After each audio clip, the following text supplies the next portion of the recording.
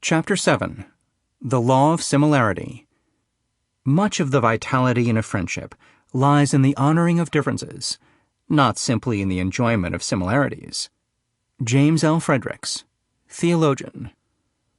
Early in my career, I worked for a bank and was assigned a new project with a vendor whose CEO was a man named Matteo.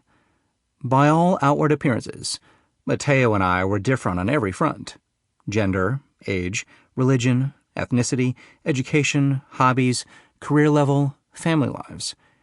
He was a 30-something techie who was married with 3 children. He spoke his native Ukrainian with his family and adhered closely to his culture's traditions. I was a single 20-something MBA whose only responsibilities and priorities were work and fun. The project required ongoing communication and collaboration to ensure that the customization of the technology we were working on met the business needs we were developing it for. I must admit that I didn't think Matteo and I would be a good fit. In my mind, working with this man did not sound fun. But it was. Once we dove into the project, we completely and unexpectedly clicked. We found that we had very similar work approaches. We both enjoyed thinking outside the box and relished tackling whatever new challenge was at hand. We shared a quick, tongue-in-cheek sense of humor and an enthusiasm for creative problem-solving. Despite not having obvious things in common, we had many similarities when it came to professional attitudes and management styles, and we worked extremely well together. So well, in fact, that Matteo eventually recruited me away from the company that was employing me to work directly for him. He became one of my most valued mentors, and also a treasured friend. He was supportive of my leaving the finance world and starting my own business, and shared great wisdom when I followed in his married-with-children path. Our similar attitudes and styles were points of true connection that continued deepening as we worked together. We both appreciated these similarities, perhaps even more so because we were so dissimilar in so many ways. The connection we formed enriched our professional and eventually our personal lives. In movies and TV shows, one of the most common ways to denote that a character is a regular in a restaurant or bar is for him to walk in, sit down, and say, "I'll have the usual." Why is that storytelling shorthand so effective? And what makes it so homey and appealing? One reason is that we are comforted by what we know. We relate to this "I'll have the usual" mentality because on a basic level, we understand why the character goes to the same establishment again and again. Realizing that we share a connection with someone else puts us at ease, whatever the parallel is. It may be that we know the same people, have a fondness for the same place, or have had similar life experiences. Finding those authentic similarities and associations increases your comfort with new people, and likewise their comfort with you. And feeling at ease not only makes conversation easier, but also opens the door to discovering further things you have in common, which provides more links for building connections. The commonalities we have with people are not always obvious at first, but understanding how to stay alert to them is part of the work of building connections into meaningful relationships. As our careers develop, we sometimes stop looking for commonalities with people we know, assuming that we've gathered all the information we need about them. Broadening our approach to our existing relationships, refining our curiosity about the people we know, staying aware of things we might share besides just the task at hand, is another powerful way to continue deepening connections. People like them. When we meet someone with whom we have strong similarities, our comfort level quickly increases. The conversation flows, and the likability is palpable. This is the law of similarity. People like people who are like them. This doesn't mean, of course, that sparks are going to fly whenever you meet someone like you. Sometimes the similarities might be too strong, and you'll come up against the same traits you are not fond of in yourself. At these moments, it is important to step back if you can, and assess your resistance. It's also true that sometimes the similarities are explicit and direct, and other times they are more subtle and only come to light over time. When we uncover our similarities, though, we can create opportunities for deeper and more lasting, authentic connections. The road to likability can become shorter and less winding. As comfort increases, conversation becomes more open, nurturing trust. Likability is not a given, but commonality is a powerful starting point. It's all about trust. As we saw in Chapter 3, people look to other people to affirm the impressions they have of people and things. This is how we form our perceptions, and a key part of the process is validating and corroborating our opinions with other trusted sources of information. We look to other people in our industry to recommend a software solution or a vendor. We schedule an interview with a job candidate because one of our colleagues had a positive experience working with the candidate a few years back. This is the law of association, which is the law of similarity sublaw. People trust the sources they know best. It's the same principle that applies when you're fixed up on a blind date by someone you know. You think, Beth knows him, and Beth knows me, so I can trust that at the very least he's a decent, normal guy. Beth wouldn't steer me wrong. It's also why so many companies offer referral bonuses to their employees. If they've already got staff members whom they value and trust, then it makes sense to query and reward that pool of resources when seeking more employees. We follow this sublaw all the time, validating our choices because we connected them through a trusted third party. We ask friends with similar tastes for movie recommendations. We ask our neighbors for the number of a good plumber. We turn to parents with kids the same age as ours for advice about teachers and doctors. If the person we know likes this other person, we reason, then we'll probably like him or her too. Uncovering commonalities. There are so many different ways we can be similar to or associated with another person. Social media sites such as LinkedIn easily illustrate this point. How many degrees of separation are you away from people you don't even know? I decided to do a quick experiment. I have a few hundred connections on LinkedIn, a fairly average number. I arbitrarily typed Joe into the site and found out that I was only one person away from 1,554 Joes I didn't yet know. I was one person away from 927 as yet unknown to me Sues, and even a less common name, Harold, yielded 334 possible connections from whom I was only one person removed. Commonalities are all around us, even when they are not at first obvious. Knowing the same people is just one way to draw on the law of similarity. We may discover other areas of similarity as well, such as common experiences, shared beliefs and values, physical and demographic similarities, and shared educational backgrounds or work histories. The list goes on. All these are possible avenues to creating the basis for authentic connection. You too, me too. Often when we first meet someone, we go through an almost ritualized round of questions. Where did you go to school? Where did you grow up? Where do you work? Getting responses that match our own can immediately increase our excitement and interest in the new acquaintance. Finding the commonality leads easily to continued conversation and results in a willingness to open up to further the connection. You graduated from college in what year? Oh, wait, did you know so-and-so? This is the you too, me too concept. Similarities that may not be visibly obvious can come to the surface quickly with the right types of questions. A few years back, I attended a workshop about communicating your business services through various media channels. We were doing a pitch session, during which most people in the room stood up and delivered a 30-second soundbite summarizing their services. While listening to a woman named Maya give her pitch about how she wanted to grow her college placement work with high school students, I remember thinking, me too. I want to do more work with high school students.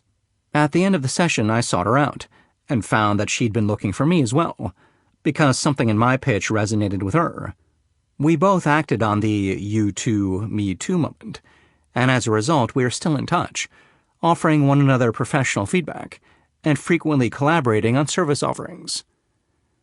Avoid feeling as if you are interviewing someone when you're asking them questions by sharing aspects about yourself. Self-disclosure is key if similarities are going to be effectively unearthed. Mention organizations you belong to, places you visited or lived, your hobbies and interests.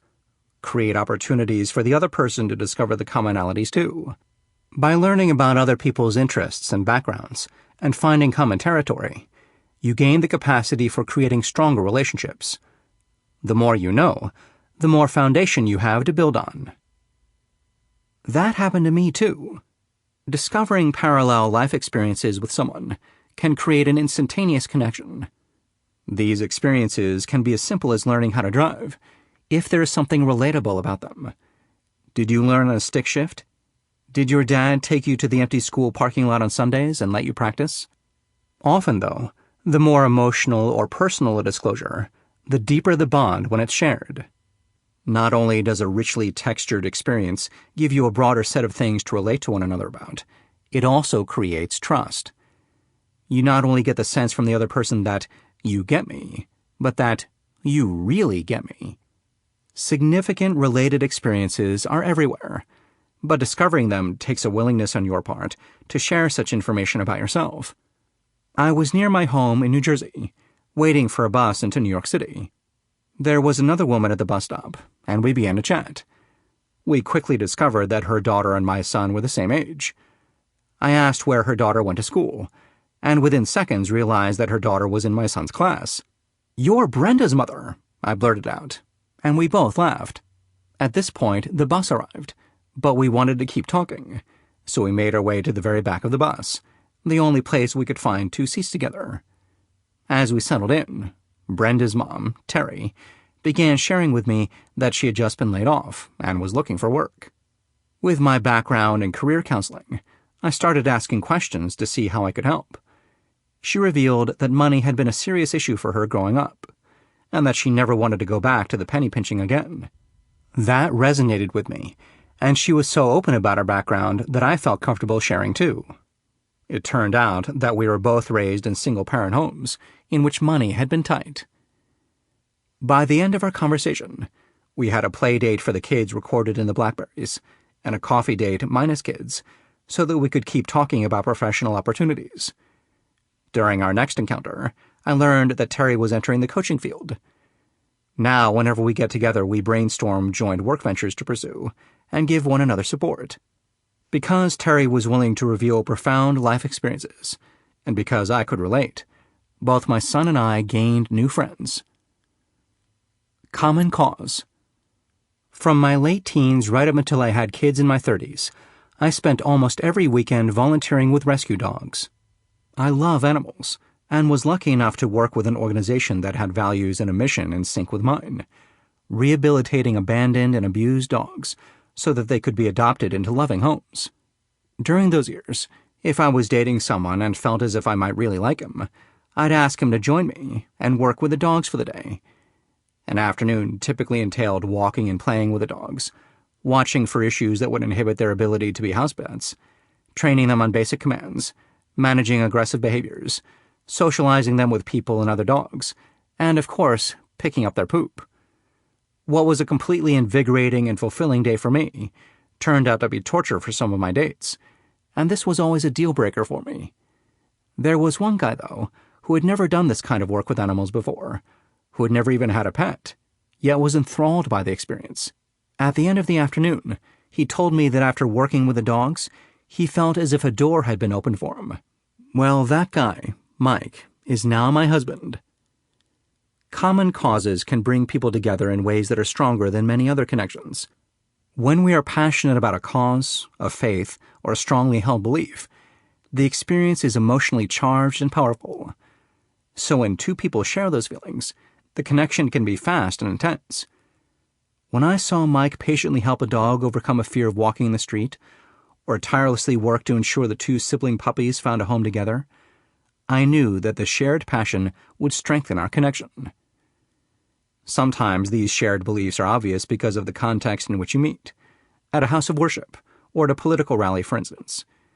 At other times, you may need to ask questions to find out if you have these things in common. The tools of curiosity and self-disclosure work hand in hand in this case.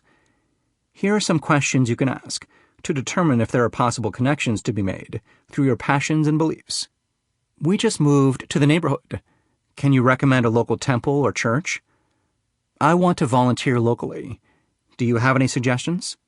I am going to organize a fundraiser for fill in the blank. Would you like to attend or help? What do you think about the current governor? Are you happy with the president's recent actions? Politics and religion are two topics about which many people hold passionate beliefs, so they can be interesting territories to explore. Just stay attuned to rising emotions and consider sidestepping or changing the topic if the conversation becomes too heated or extreme. Live the law. Dig deeper. You are already familiar with how being curious about another person and continuing to ask questions can initiate and deepen a conversation. Now add a layer. Dig deeper into yourself to uncover the multitude of similarities you may have with other people, rather than simply waiting to uncover the similarities they have with you. Recall and recognize all the associations, passion-driven experiences, and beliefs that have helped shape you into the person you are today. 1. Write down every organization with which you have ever been associated. Think broadly. Here are some categories to help get you going. Try to write down at least one organization or group for each category. Education. High school, college, career training programs, religious schools. School clubs or associations. Fraternity, debate club, yearbook, student government, alumni associations. Camp, outdoor leadership programs, or student exchange programs. Volunteer activities, walkathons, soup kitchens. Sports teams, team member, supporter, fantasy league participant, coach. Professional associations, job function affiliations, culture-based industry organizations. Organized hobbies and non-professional pursuits. Book or amateur photography clubs. Parent or community associations. PTA, town committees. Military, grew up in a military family, did tours of duty. 2. Recall the major experiences that have shaped your life. The big, traumatizing ones probably come to mind quickly, but these aren't always easy to discuss, or even appropriate to bring up when you are first getting to know someone. Here are some ideas to help you compile a list of transformative experiences you may want to share with others, along with sample questions that could help stoke a conversation. Vacations. Where did you go for your honeymoon? Have you ever taken a cruise? What was the last big family trip you took? Activities. Have you ever run a marathon? Gone skydiving? Restored an antique car? Sports. Did you play on a team growing up? Do you play in a league now? Is your kid on a team? How do you teach your child to be a good sport? Family. Are you taking care of ailing parents? Where do your siblings live? How often do you get to visit with them? Career. How long have you had your current job? Have you ever switched careers? If so, how did you figure out what you wanted to do next? Moves. What's the farthest away from your family you've ever moved? Have you ever lived outside the country? 3. Imagine that you suddenly had a big chunk of money to give away. Where would you donate it? In other words, what is your cause? Jot down all your ideas, then circle your top 3 picks and put a star next to your number 1 choice. What is it? Would you donate the money to a religious organization, a political party, a nonprofit dedicated to environmental sustainability? Understanding your top priorities helps you identify like-minded people and connect with them on these issues. Your beliefs and causes don't need to be in the popular majority for connections to happen. Often ties are even stronger when formed between people who are passionate about something most other people overlook. It's like looking in a mirror. Some similarities we can see. It may be an action or a way of speaking, for instance, and often when we are feeling comfortable in a situation, we mirror back those things to another person in some way. This is often an unconscious but distinct way people relate when they're engaged in a conversation and feeling connected. My sister April and I don't look very much alike, but put us in a room together, and someone invariably comments on our similar mannerisms and phrases. They've even said our similarities are uncanny. The truth is, I find myself talking and acting more like April when we're in the same room together than when we are apart. I don't consciously aim for this to happen, but it does. I'm mirroring her. When you are speaking with someone you like, your speech patterns and body language often naturally start reflecting the other person's. Almost every time I work with teenagers, the mirroring phenomenon takes place. When conducting workshops with this age group, I often ask them to pick a partner with whom they get along well. Then I tell them to talk with their partner about something they're passionate about, or share something about themselves that their partner might not know. After 10 minutes or so, I go around the room and freeze each pair of talkers. The results are amazing. 2 girls sitting Indian style across from one another on the floor. 2 guys talking, both with their hands in their pockets. A guy and a girl both leaning against the wall as they talk, their legs crossed. In the course of their conversations, they've unconsciously matched one another's body positions. Once I even watched 2 girls who'd only known each other for about a day and a half begin their conversation while standing, then move to sit on the floor in different positions, and eventually adjust their bodies so that they were both unwittingly lying on the floor, facing one another, knees bent behind them, chins in cupped hands. The first time I worked with Matteo, we were in a conference room, and I had a PowerPoint presentation projecting onto a screen. The presentation very quickly became a conversation, and soon we were both leaning in toward the laptop, looking at the presentation on the small computer screen instead of the big projector screen.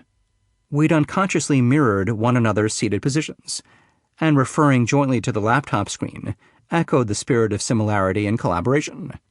Mirroring often happens without thinking, but it can also be used in conscious ways to express understanding or to impart ease to a situation. If someone is telling you something in an excited way, leaning forward in her chair, it helps communicate your interest if you use body language that mirrors hers, so you lean forward too. Leaning away would convey detachment, the exact opposite of what we're after, but leaning forward creates a similarity that translates into understanding. Even when you consciously reflect someone else's actions, it will feel natural. But don't force it, or it will come off that way. It's not a question of playing copycat. Simply stay aware of how you are authentically experiencing the situation, and allow your movements to reflect the engagement you feel. Similarities help set the mood. When meeting new people, the law of similarity tells us that we should be looking for commonalities or similarities to build trust, whatever and wherever those similarities might be. As we advance in our careers, our repertoire for dealing with new situations can narrow. It's important to keep broadening our approaches and tactics. Ask questions and be attuned to the wide variety of information you receive in response.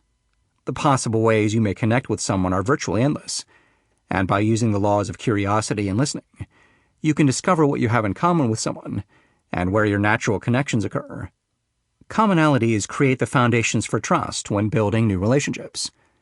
And just as it is important to seek out commonalities to help establish genuine ease in a conversation, it is crucial to end a conversation with those feelings of trust and ease intact. As we'll see in the next chapter, the lasting impression that an encounter creates is a powerful building block for likability and real relationships. I call it mood memory. Applying the law to the job hunt. When it comes to hiring situations, the laws of similarity and association are the rules, not the exceptions. So when you are job hunting, think about the people you know and the people they know. If you've targeted certain companies to pursue, do you know any former or current employees who can help with an introduction? Or do any of your friends know former or current employees at the company? Alumni associations and social networking sites are useful tools for identifying and leveraging connections we might otherwise not take notice of. If you have the name of the person with whom you'll be interviewing, you can even plug it into a site such as LinkedIn to find out how you may already be connected, which can build context and create opportunities for conversation. Sometimes the law of similarity acts in our favor without us having consciously put anything in motion. My colleague Walter related how he'd landed a client when the client recognized a former classmate of hers who'd given a testimonial for Walter's website. The client hadn't known the classmate well, but she had positive memories of him, and decided by association that Walter's services must be first-rate. If you can't identify a related person to help you access the company, how about an affiliated organization or firm? Does the company work with specific recruiting firms? What conferences do its employees go to, and can you attend one? Don't overlook the opportunity to highlight possible similarities on your resume. That other interests section may have been just a space filler after college, but it's actually the perfect place to list hobbies or pursuits that you are passionate about, and that may help you stand out. You need a place for the conversation to start in order to uncover commonalities, and it's up to you to create the opportunities for finding them. Refresh your memory. The law of similarity. People like them. The sub-law of association. People trust the sources they know best. Being associated with one of those trusted sources often means that the trust will, by association, be transferred to you. Uncover connections. Look for common interests and backgrounds, shared experiences and beliefs, to find similarities that can help you build connections with other people. Be a mirror. When you are comfortable in a conversation and feeling engaged, communicate it by reflecting it with your body language. Don't force it. Just follow your natural mirroring tendencies. It's not always obvious. Don't get stuck on the obvious differences. You never know what similarities are there for the finding. Chapter 8. The Law of Mood Memory. Nothing helps a bad mood like spreading it around. Bill Watterson, cartoonist and creator of Calvin and Hobbes. Elaine, one of my roommates during college, always tried to be a great friend. She would go out of her way to do nice things, bringing me soup whenever I felt sick, checking up on me twice a day if I was going through a rough patch with a guy I was dating, and so on. I genuinely wanted to reciprocate, but somehow my attempts never seemed good enough for her. She had a very strict image of what a good friend was, how a good friend should act, and what a good friend needed to do. She was incredibly demanding of her friends, and she expected them, unequivocally, to go as far out of their ways for her as she did for them. She always let me know when I didn't live up to her expectations, to the point that it began to seem as if she was constantly judging me. I could feel her disappointment in me, and despite my best attempts, I couldn't stop fumbling into trouble with her. A misstep that seemed innocuous in my mind would wind up deeply upsetting her. If I didn't call exactly when I said I would, she'd take it as a personal affront. After a while, I realized that whenever I thought about her, I got tense. The muscles in my neck would tighten, and a knot in the pit of my stomach would form. I knew that I shouldn't be having such a strong negative reaction to someone I considered a friend, but thinking about her literally put me in a bad mood. Her critical nature and extremely high demands eventually outweighed any enjoyment I got out of spending time with her, and our friendship deteriorated. Think about your best friend and the last time you hung out and had fun. Set that image in your mind and replay it in your head. How does it make you feel? Are you mentally and maybe even physically smiling? Now think about a recent conversation that didn't go so well. Maybe you got trapped talking to someone annoying at a bar, or you were cornered at the office by the colleague who has a knack for grousing about everything. Think about having to talk to that person. How does the memory of that situation make you feel? What does it feel like to imagine having more conversations with that person? The way you experience a person or a situation, the feeling you get, whether negative or positive, lingers long after the actual moment of interaction has passed. The impressions you are left with form the feelings you associate with that person or event. This is called mood memory. Creating positive mood memories of yourself for other people is an essential part of increasing your likability. It's not what you said. We've all had that sensation. You are thinking about someone and feeling good, without really being able to say why. Was it the conversation? Perhaps, but you barely even remember what was said.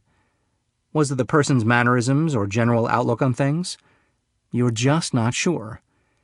Without being able to put your finger on the reasons, you just feel good about it all. This taps into the law of mood memory. People are more apt to remember how you made them feel than what you said. The colleague who manages to put everyone at ease and joke naturally without being a wise guy usually leaves everybody in a positive mood. But the peer who regularly dismisses your ideas and talks over you in meetings, well, thinking of that person can make you want to scowl and roll your eyes. According to research, when we record a memory, it is encoded not only with sensory data, but with our mood and emotional state as well. That's why when we recall a memory, we often find ourselves reliving the feelings we had when it first occurred. The lingering remembrance of feeling, the mood memory, is an ingredient of likability.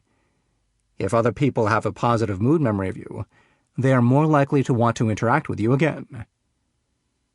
Live the law. Eliminate the negative. We often aren't aware of the moods we create. Just as it is important to understand how to create positive moods, it's crucial to understand how to stop making bad ones. Creating negative mood memory reduces your chances that the other person will actively seek out interacting with you again. To avoid doing the things that may make someone feel bad, you must increase your awareness of other people's and your own behavior. First, make a list of the things that other people do that leave you feeling less than stellar. Did a friend answer his cell phone while you were in the middle of a story? Was a new acquaintance looking around the room instead of at you while you were talking? Do you have a coworker who is always spinning out a worst-case scenario? Is there someone in your life who expresses things with such know-it-all confidence that she leaves little room for other people's opinions? Once you've compiled the list, do some self-reflection. Are you prone to doing any of the things on that list? Has anyone ever given you feedback about something you've done that has left a negative impression? Start another list of those things you may do to create negative mood memory. Don't worry too much if there are things you're doing that you're not aware of yet. Just note the behaviors you can recognize. And remember, if someone does something that makes you feel bad, chances are you're making someone else feel bad if you do that too. Choose one or two things from this list to start paying attention to, and weeding out from your own behavior. Don't go crazy and choose too many at first, because you'll never be able to stay aware of all of them at once. Instead, choose a few, so that you can truly focus on changing those behaviors. Create good vibrations. Apply other laws. In many ways, mood memory is the culmination of the other laws we've learned so far. When you use what you know about how to increase your likability, you help create positive mood memories for other people, while heightening your awareness of the impressions you leave those people with. Let's review how, when used to their best effect, the laws of likability allow you to connect with other people in positive ways, thereby creating positive mood memories. Harness your words, your body, and your energy. In chapters 2, 3, and 4, we looked at how word choice, body language, and energy impact not just our perceptions of ourselves, but the perceptions others have of us. These laws intertwine to help shape mood memory. The energy with which you enter a situation dictates your word choices and body language. These things transmit your energy to other people, which in turn impacts their mood memory of you and the situation. It is a cycle, and one that you can consciously affect when you have awareness. Choose your words. As we learned in Chapter 2, the words we use, in our heads and when we speak with other people, are a choice, and they reflect the ways we think. Positive framing can help us stay true to our authentic thoughts, while giving us the opportunity to cast them in a positive light. Be aware of the words you are choosing, and keep asking yourself, how can I look at this person, situation, or event positively? Or, as I like to say, what's the upside? I didn't have the easiest childhood. That statement alone is an example of choosing positive language. I could have said, I had a difficult childhood, which would essentially be synonymous with the previous statement. But there is an important difference between the two ways of framing the basic fact. By choosing to say it wasn't the easiest childhood, I make it possible for the next thought to be, but it wasn't the hardest childhood either. Framing the situation this way immediately directs my thinking to the positive and balances my energy so that it's more neutral. Mood memory does not apply only to people. It may also be attached to situations, events, and even companies and organizations. Because I was able to choose my words and use positive framing, my mood memory of my parents' divorce did not have disastrous results. I didn't attach a negative mood memory to the idea of marriage, and I didn't run screaming in the opposite direction away from commitment. I was able to focus on what the experience taught me about what to do and what not to do in relationships. So I've been able to create positive associations with marriage and approach it with clarity. It's all in your body. In Chapter 3, we looked at psychologist Albert Mehrabian's likability formula, which states that body language contributes more than 50% to your overall likability. If you want the authentic you to stay with someone after the conversation is through, you need to be sure that what you say during the interaction is congruent with how you say it. Your verbal and nonverbal messages need to communicate the same things. Body language has any number of subtleties. The variables of culture, gender, and style differences make it impossible for there to be hard and fast rules about nonverbal communication. Still, there are some basic ways we communicate through our gestures that are important to pay attention to. If you want to increase the potential for creating positive mood memories, be mindful of 4 aspects of body language. Eye contact. Consistent eye contact makes a person feel listened to and respected, and therefore good. There is abundant science that supports this claim. Direct eye contact releases feel-good endorphins, and the heart starts to beat a little faster. This doesn't mean you should be staring relentlessly at someone, of course. Follow your natural instincts to sustain eye contact in a way that communicates that you are listening to and comprehending what the other person is saying. Smiling. A genuine smile is incredibly powerful.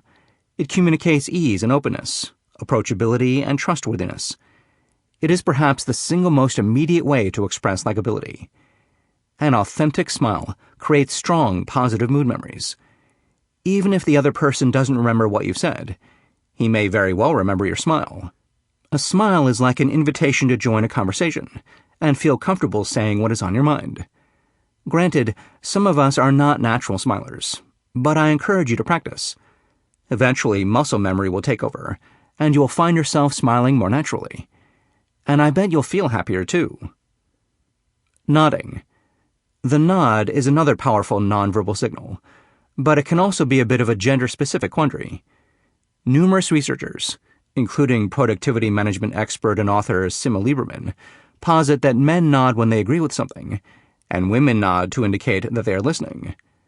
The best tack, whether you are a man or a woman, and regardless of how and why you nod, is to be aware of how much you are doing it. Nodding should be a signal that's in your nonverbal toolbox. You don't want to overuse it, because its purpose, to indicate agreement or attentiveness, can be diminished if it's done too much. By the same token, pay attention to when the nod might actually help you convey how you are experiencing the situation, especially when backed up by quick verbal signals. That's interesting. Or, I couldn't agree with you more. Nodding can effectively communicate that you comprehend what you're hearing. Personal space. The physical distance between two people when they are talking is referred to as personal space, and there are 2 main things that tend to influence how someone feels about it: culture and communication style. Some cultures are more comfortable with intimate personal space. Others prefer to maintain more distance, and it all depends upon the situation. If you travel to the Middle East, you'll see groups of male friends walking together, arms draped around one another's shoulders. Men who are walking down the street with their male friends in Northern Europe usually stand a bit apart. The communication styles we learned about in Chapter 3 also impact personal space preferences. Zigzags and circles are often fine with a touched shoulder to indicate emphasis. Angles and straight lines, however, like to maintain non-visible, no-touch boundaries. Keep cultural and communication style differences in mind when it comes to handling personal space, and trust your own instincts. Whatever feels natural and right for you, as you stay aware of the situation you're in and the person you are with, is what determines the best course of action. Shift your energy. Chapter 4 explored the law of energy. It's contagious. If you want to make others feel good, start by feeling good yourself. As was emphasized in that chapter, feeling good doesn't necessarily mean feeling perky and happy. It means connecting with what feels positive and appropriate in the situation and the person you're dealing with. If you know that going into a situation you are not in a pleasant place mentally, make the choice to shift your energy. Think about what energy would work best for you in that moment, and if necessary, remember a time when you did have that energy. Focus on as many details as you can to recall what it felt like, and absorb it. The idea is not to fake the mood, but rather to find or recreate the mood within yourself instead. Admire, appreciate, and ask for advice. Curiosity and listening can have a profound positive impact on the connections we make. They also are powerful tools for shaping positive mood memory. Use the tactics you learned in Chapter 5 about curiosity and in Chapter 6 on listening to create good energy and lasting impressions when forming connections.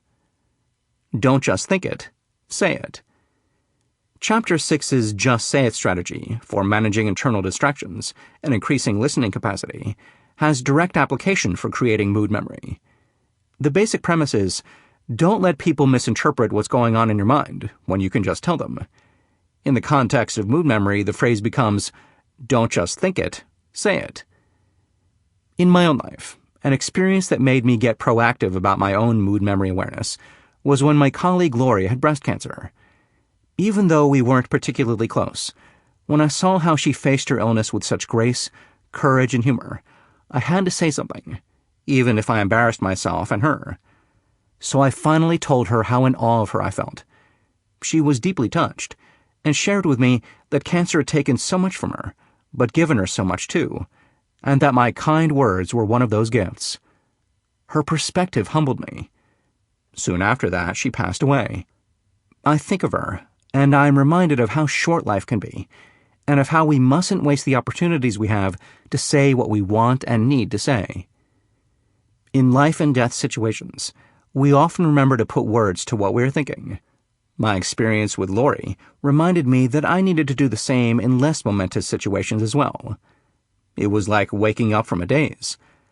I started consciously engaging people even in small moments, telling them what I was thinking when it was appropriate, putting words of appreciation and admiration to the thoughts that had previously stayed in my head.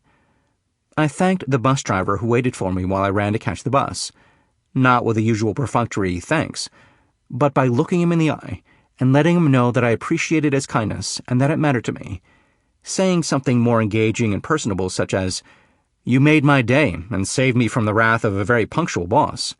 I stopped to chat with and thank the doorman, who was always there with a smile and a hello, helping me with my packages, kids, or a neighbor's dog. I went up to the speaker at a meeting I attended to compliment him on handling a heckler in an effective but courteous manner. The key is to open ourselves up to seeing the good things that are always around us, and that we rarely stop to notice, appreciate, or give thanks for. Don't just think it, say it. Not long ago, I was conducting a 2-week training session at a manufacturing company, and we were discussing employee evaluations. One of the participants was talking about the annual review as a chance to get yourself into the conversation. It was such a great phrase, and such a great way of framing the situation, that I immediately complimented him on it, and used the phrase for the rest of the training, giving him credit every time I referenced it. Not only did this make him feel good, but it made the entire group feel engaged. They were proud that one of their members had coined a phrase I wanted to incorporate in my training, and they felt as if they were truly active participants in the sessions. Telling people what you genuinely admire about them can increase the connection they have with you. It makes the other person feel understood. The more connections we make with someone, the more likely that those connections will build into a meaningful relationship. Live the law. Don't just think it, say it. Actively noticing the things you admire about other people, and telling them so, may seem like a small gesture, but it can have a big impact. People you know, and even strangers, appreciate genuine compliments and praise because it makes them feel valued. The things you remark upon do not have to be momentous. They can be as simple as how someone always answers the phone with a smile in his voice, or as important as how someone handles a difficult situation. If your admiration is sincere, the compliment will be genuinely appreciated, and articulating it will make you feel good too. Option 1. Appreciate someone you know. Think about the people you see on a regular basis, and the things you admire about them. Perhaps you admire how diligently the receptionist at your office keeps everything running on time, or you're impressed by how a colleague always seems to close even the toughest deals. Now put words to those thoughts of admiration. The next time they demonstrate the behavior you admire, tell them. Articulating your appreciation not only increases positive mood memory, it may also open up the chance for you to engage them more about their likable trait and learn from what they do. Option 2. Make a stranger's day. Complimenting people we don't know may feel strange, but we all have ample opportunities for doing this in a natural way, and making a habit of it further raises our awareness of the situations we're in and the mood memories we create. The next time you're traveling and experience flight disruptions that provoke cranky customers to vent on a calm, gracious flight attendant, let the flight attendant know he's doing a great job. When faced with one of those maddening customer service problems that can keep you on the phone, frustrated, for what feels like hours, remember to tell the extremely patient employee on the other end that you know the problem isn't her fault, and thank her for her help. Take it to the next level. Seek advice. Expressing your genuine interest in someone by following your curiosity can build connections and open an avenue for deeper bonds. To maximize the law of curiosity, Chapter 5, in creating mood memory, seek out advice from those people you truly admire and hold in high regard. When you ask for someone's opinion, advice, or expertise, the message you are sending is, I value you. This creates positive mood memory because people generally feel respected and recognized for their strengths when someone else seeks advice from them. At the same time, you are leveraging your curiosity and creating opportunities to learn. Asking for advice may leave you feeling vulnerable, but this can be a good thing. Being vulnerable is being open and authentic, which are very likable qualities. By having the courage to expose yourself, you open up the door for ongoing communication. In professional situations, the mentor-mentee relationship is a classic advice-seeking dynamic. This relationship can be effectively cultivated with someone already in your life, but it can also be set in motion with people you're meeting for the first time. One time I found myself sitting next to a woman named Aura, an adjunct professor at NYU, during a conference lunch break. Ever since I was a kid, I dreamed about being a college professor one day, but never wanted to do it full-time. I asked Aura how she got started at NYU. As I raptly listened to her story, she asked me if I'd ever done any teaching. I explained that it was something I'd always hoped to do, part-time, but wasn't sure how to pursue. She offered to introduce me to the head of her department, and came through with the introduction when I followed up later that week. During the next several weeks, she generously offered her time and advice as I reached out to the department chair and set up an interview. Thanks in large part to her guidance, I began an adjunct position at NYU the next semester, and Aura continued to help me navigate the exciting new challenges the experience presented.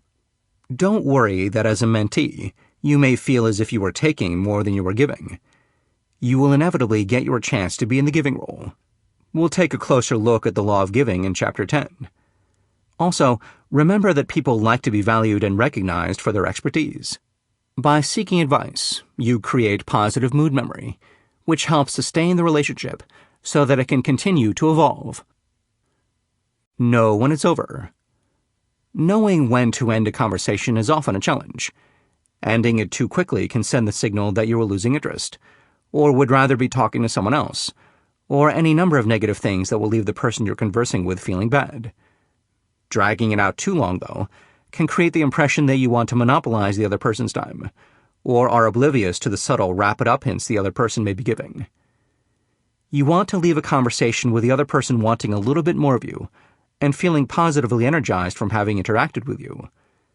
If you could read people's minds as you were exiting the conversation, ideally they'd be thinking something like this: "It was great speaking with you.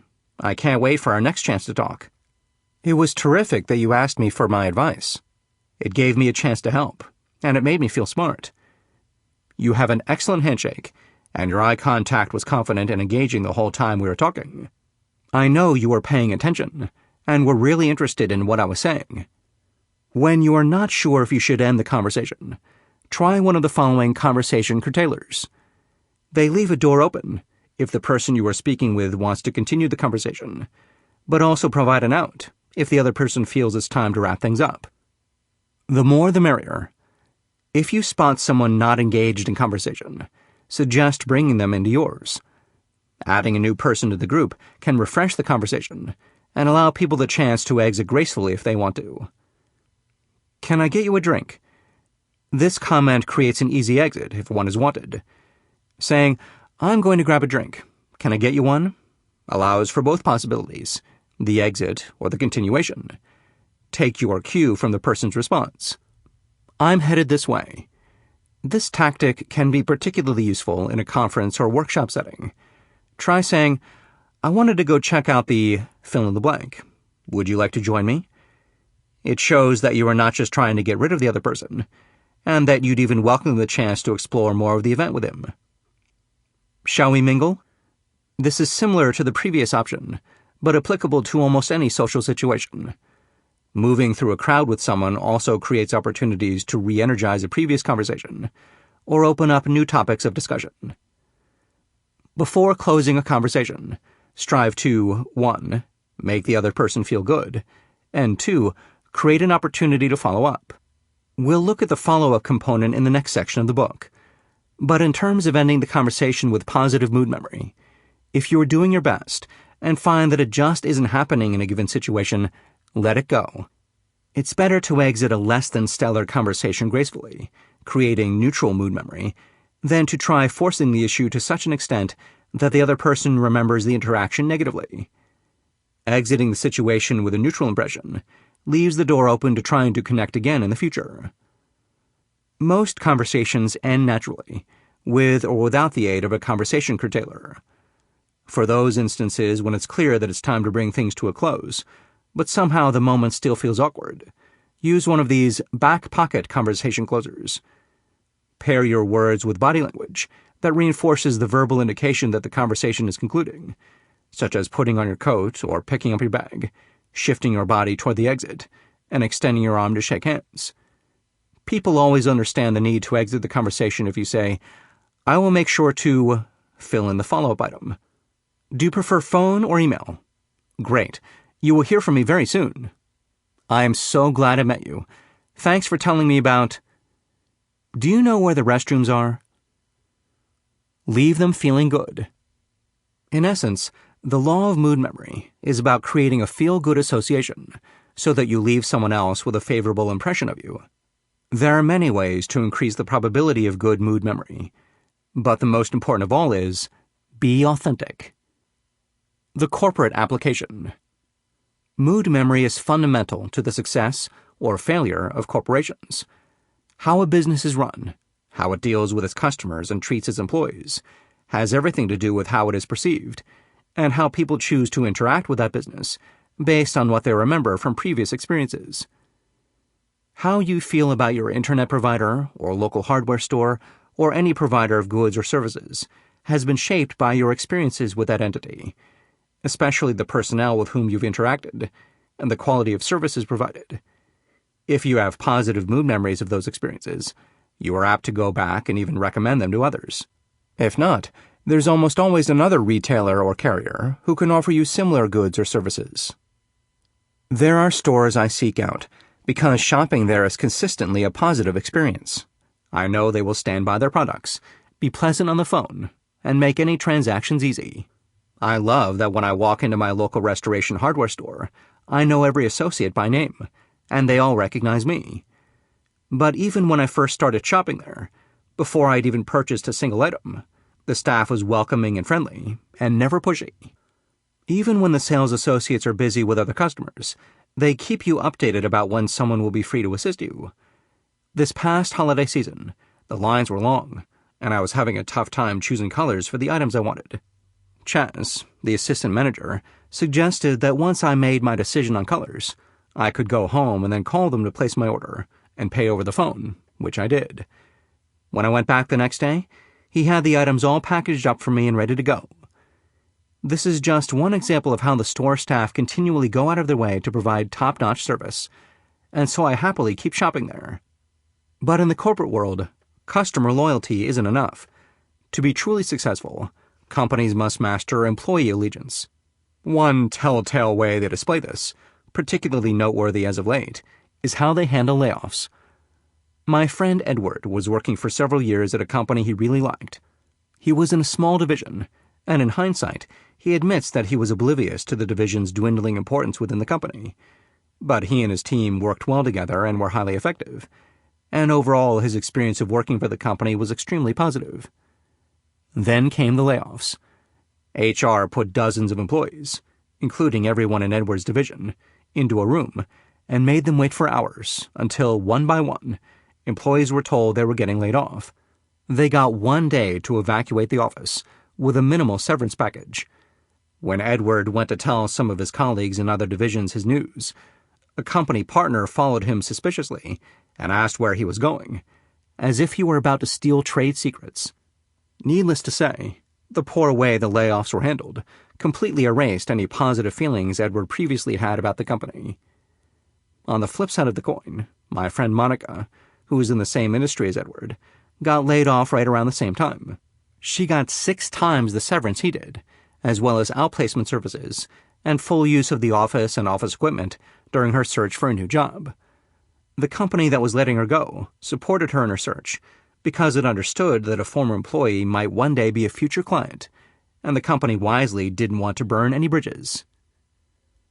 Refresh your memory. The law of mood memory.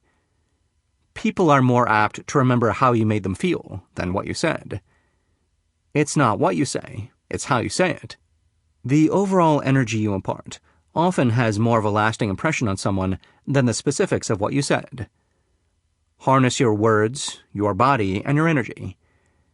The same strategies for word choice, Chapter 2, body language, Chapter 3, and shifting energy, Chapter 4, can be applied to creating positive mood memory. How you perceive of and present yourself directly impacts the impression you leave. Admire, appreciate, and ask for advice. Articulating what you admire about other people makes them feel understood. Asking for advice makes them feel valued and shows that you can be vulnerable, which fosters trust. All are powerful tools for creating positive mood memory. Know when it's over. Exit the conversation at the appropriate time to ensure the most positive mood memory and the best opportunities for productively following up. Part C. After the conversation. Build relationships. 2 years ago, one of my clients, Pete, a software designer, was at a barbecue hosted by the alumni group of his wife's alma mater. He got to chatting with Henry, one of his wife's classmates. Henry is in the technology industry too, and Pete knew him socially. The two of them always had a lot to casually talk about when they saw one another. A few weeks after the barbecue, Pete's wife ran into Henry, who mentioned that there was a position opening up at his company. She suggested to Pete that he follow up with Henry about the job, but Pete was hesitant. He wasn't crazy about his job, but he was satisfied enough with it, and he didn't want Henry to think he was imposing or being presumptuous. At his wife's gentle nudging, Pete finally did reach out to Henry and interviewed for the position. He landed the job, which he's thrilled with. Today, Pete chairs an industry association of software designers that Henry is also a part of, and the two frequently collaborate on projects for their company and the organization. Once you've had the initial conversation, and perhaps even multiple interactions, and established an authentic connection based on likability, what happens next? How do you move past the handshake or the friendly industry chit-chat over burgers and beers at a barbecue?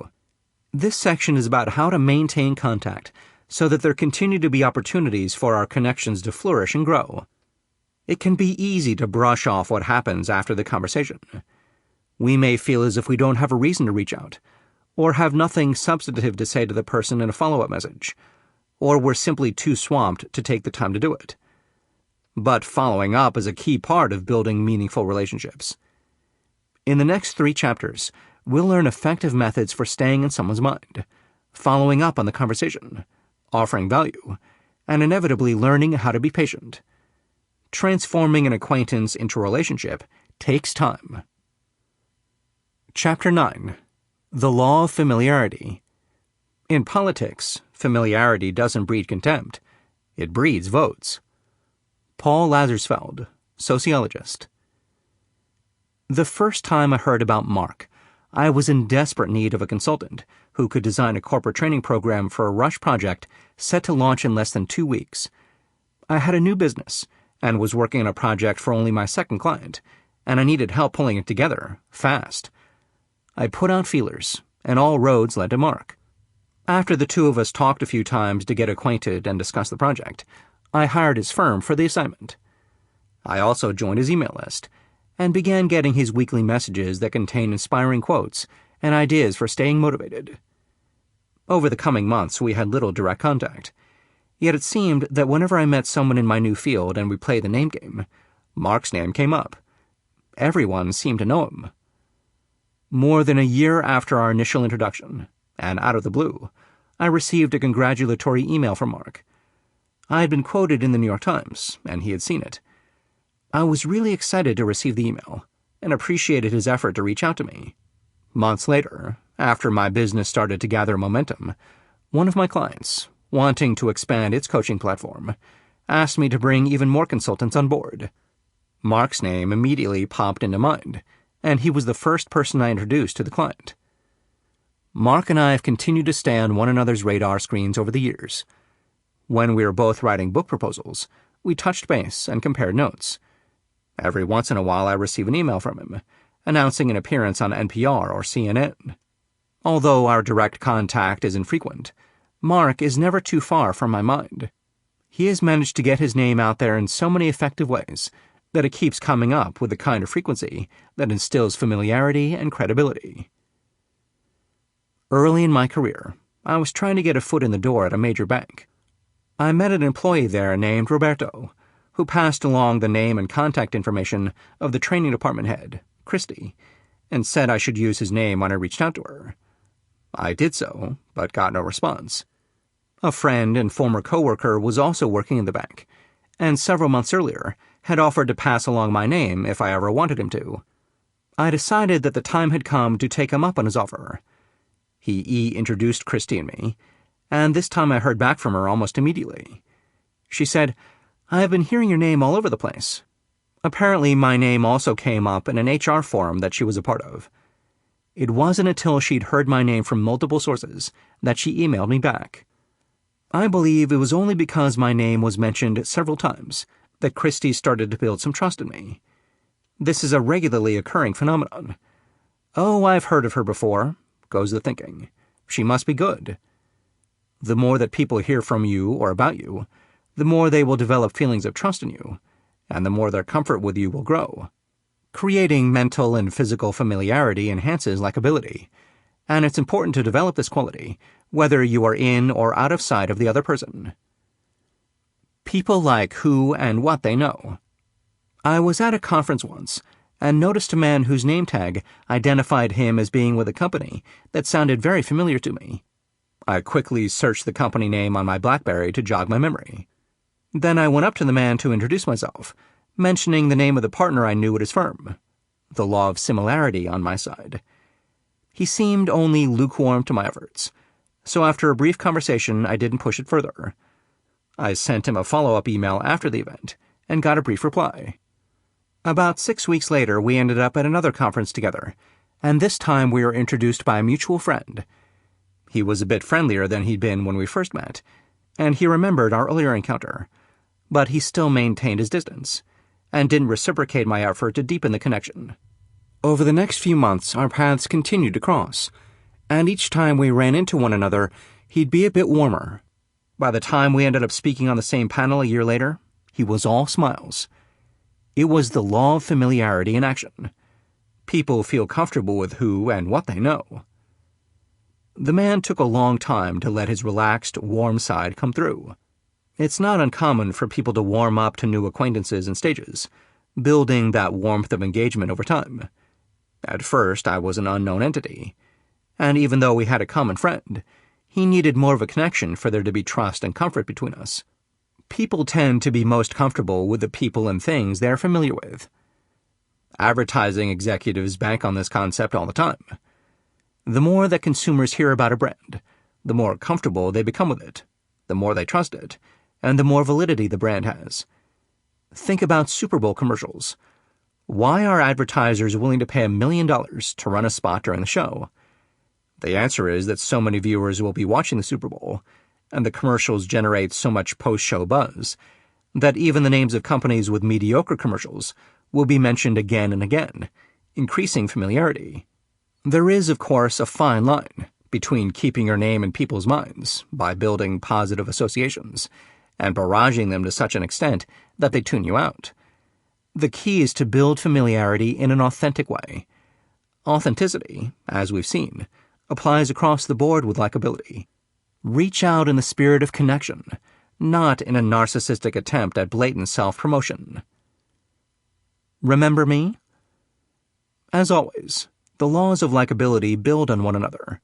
After you have already fostered connections and initiated familiarity with someone during an interaction, you can continue to develop that familiarity when the encounter's over. Once you've met and decided that you like a person and established a great mood memory, that's precisely the time you want to stay in touch and sustain the conversation. There are obvious instances where it's clear that we can and should follow up. Even more critical, though, is to increase our frequency of reaching out. When we regularly extend ourselves, in a variety of ways and for a variety of reasons, we allow connections to continue unfolding, which strengthens familiarity and likability. Each time you reach out to another person, employ language that fosters positive mood memory. Even stating something as simple as "we" in your follow-up reinforces the connection. Congratulations. Sending a note of congratulations or well wishes is a simple and unobtrusive way to stay in someone's mind, increase positive feelings, and express your interest in maintaining a connection. The topic you mention is less important than the real message you are sending, which is, "I was listening, and I'm thinking about you." To find your topic, think back to your conversation. What did you learn about the person? What were you talking about?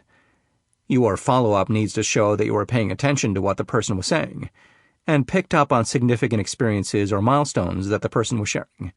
You want to demonstrate that you not only heard, but also listened to what was being said.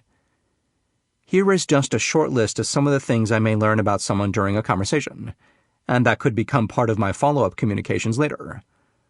Upcoming work event, client meeting, training, conference, or workshop. Alma mater or favorite sports team's recent game or newsworthy event. Upcoming vacation destination or staycation plans. Battling an illness or aiding a sick parent, spouse, friend, or child. New baby arrived or on the way. Announcement of whether it's a boy or a girl. The person's own birthday or child's birthday. Plans to attend or throw a birthday party. If you tend to be fuzzy on the details after talking with someone new, do what I do immediately after walking away from a new acquaintance. Jot down notes. I carry a pen with me at all times, so that I can flip over a business card and write down a few comments about how I met the person, what we talked about, and any particular information I may have learned that I want to remember. This strategy can be especially useful when you're attending a networking event or a conference, and you may leave with a pile of cards in your pocket, and after having had a few cocktails that blur your memory. Sometimes I'll even make a note of what a person looked like to help me with recall, though an excellent Outlook search tool called Zobni, inbox spelled backward, has helped me all but eliminate the need to do this, since it displays photos of my email contacts. There are all sorts of electronic resources that can help you keep up with people and determine the right times to reach out with a congratulatory note. And these notes don't have to be specifically about the person. They might be in reference to news about the person's company closing a major deal, acquiring an interesting client, or bringing a new CEO on board. Don't worry that the topic you settle on might be unrelated to your common interest, or even if it refers to a small detail that was part of a much larger conversation. Following up with a congratulatory message is a simple way to show other people that you are thinking of them, and it increases familiarity and the positive mood memory associated with your shared connection. Not long ago, I received an email from a former student, congratulating me on a mention she'd seen of me in Real Simple magazine. It was an unexpected forum for us to reconnect through, but it was great to hear from her and be back in touch, and I was glad to see that she was putting the law of familiarity into action. Live the law. Harness technology. Use technology to stay updated about what's going on in people's lives. Here are 2 valuable resources. Download Zobni. Zobni is an ingenious email application for users of PCs and Blackberries that I find absolutely invaluable. You can download the free version at www.zobni.com.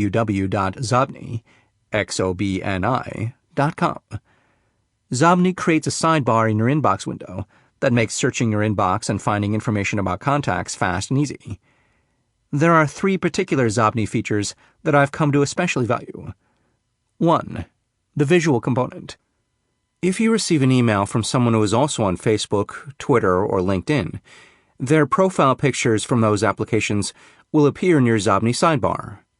So many of my initial connections with people happen through email or over the phone, so if I can see their picture before we meet face-to-face, I can get a better sense of their age and how I might find commonalities with them. And putting a face to the voice increases my familiarity with a person. 2. Linking online. If it turns out that a new email contact uses Facebook, Twitter, or LinkedIn, Xobni gives me the option to quickly and easily connect with the person on these social networking sites. That additional follow-up connection increases familiarity and the potential for future interactions. 3. Establishing connections. Even if you are not yet using social networking sites, Xobni lets you see an email contacts network, so you can quickly get a sense of how you may be connected. This gives you further opportunities and topics for continuing the conversation, and for leveraging the laws of similarity and association. Set up Google Alerts. Remember Mark, the master of familiarity? He is a terrific method for keeping up with the goings-on of friends, colleagues, and their companies. He uses Google Alerts. Setting up a Google Alert for someone or something is extremely straightforward. You enter whatever it is you want to use as the search terms, someone's name, a company name, or even an industry term. You then choose, from a drop-down menu, where you want to search for it, in news, blogs, web, video, discussion groups, or all of the above. You select the frequency and number of hits you want to receive, then enter your email address, and voila! The information you want to track is delivered directly to your inbox.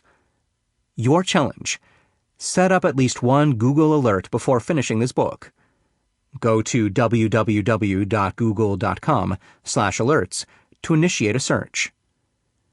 Social networking. The internet has made creating familiarity with someone infinitely easier. Social networking sites such as Facebook, LinkedIn, and Twitter are great resources for staying in touch in numerous ways. Sending an invitation to connect through one of these sites is an excellent way to contact a new associate without having to find a reason for the interaction. You can time the invitation for immediately after your initial meeting, or wait a few weeks and send it as a way to touch base. Different people use the various sites in different ways. For example, many people prefer to use Facebook for personal relationships and LinkedIn for business associations. Find the approach that feels natural for you and build your connections to increase your familiarity. Facebook. Facebook is a pure social networking site with no other agenda than to provide a forum for people to connect and be friends. It is an amazing vehicle for reconnecting with old acquaintances, rekindling forgotten friendships, and helping to establish new connections. And its reach is phenomenal. According to 2010 statistics, almost 42% of the entire U.S. population has a Facebook account, and weekly tracking figures reveal that traffic to Facebook often outstrips traffic to Google. Each user's profile includes such information as personal interests, hobbies, birthday, relationship status, and photos. So Facebook is a great venue for discovering further points of similarity with someone. It's also an excellent tool for staying in someone's mind in a friendly, unobtrusive way. You can respond to other people's status updates, joining in on whatever conversation has been sparked, and you can post messages directly to people's profile pages, or walls. You can use your own status updates to generate conversations too. Sharing a link to a funny article, asking for advice about a particular problem, making a comment about current events. These are all common ways that people initiate back and forths with their connections and maintain a presence on Facebook. The key, of course, is not to post too much or too often. You want to use the tool to create dialogues with your Facebook friends, not subject them to your running monologue. You can also utilize the chat feature, essentially Facebook's instant messaging system. Ping people with a quick hello when you are both logged in at the same time. It's warm and friendly, but simple, and it doesn't impose. In addition to connecting with acquaintances and friends, you can join groups and networks that help people to connect around a particular event, shared passion, or past affiliation. A reunion for the summer camp I attended as a child was organized through the camp's Facebook page. If not for Facebook, I never would have reconnected with most of the people I saw at the event, and yet now I'm socializing and working with several of them. LinkedIn. LinkedIn is a business-oriented social networking site for making professional connections. The information listed in a LinkedIn profile is intended strictly for professional use, and you have full control over all the content that relates to you. You can share information about the work you are doing and upcoming events you are attending or hosting, join or create networking groups, provide and receive professional references, and expand your network through warm introductions or e-connections made through a mutual contact. According to its website, as of January 2011, LinkedIn had more than 90 million registered users across more than 200 countries and territories worldwide. There is an immediate level of trust and connection conveyed with LinkedIn, since the site uses a gated access approach. That is, requesting a network connection with someone requires a pre-existing relationship or shared contact. I rarely get LinkedIn requests from random people, and I never get spammed by it. The simple act of updating your LinkedIn profile can keep your name in front of people, since this activity appears in the weekly updates they receive. I always read the weekly notifications email I get from LinkedIn. It lets me know quickly and easily which members of my network have been active on the site, and how. What I do next depends on what I've learned. Status updates. I respond to these notices as I would to a post on Facebook. In other words, I reply only if I have something to say about what's been posted. If a connection is sharing a notice about an upcoming event, I may wish him luck or ask for more information about it. New connections. I check them out to see if anyone in my network has connected with someone I know. If I know the people, but I'm not yet connected to them, I may send a connection request. And if I'm surprised by the connection between two people I know, I may email them both to find out how they're associated, thus strengthening the circles of connection and creating opportunities to share information. People joining groups. These notifications are my way of finding out about groups I may want to join. If one of my connections has joined a group that sounds intriguing, I may email the person to see if she is finding the group useful. Answering or asking a question. As a LinkedIn user, you can reply to the discussion forums when there is an existing conversation you want to weigh in on. You can also initiate a forum discussion when you have something you want to query your connections about. New job positions. When I see that a connection has a new job title, I always send a congratulatory email.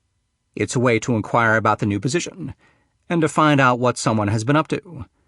People usually love to share their stories. Let the law of curiosity take over and reach out with an inquiry.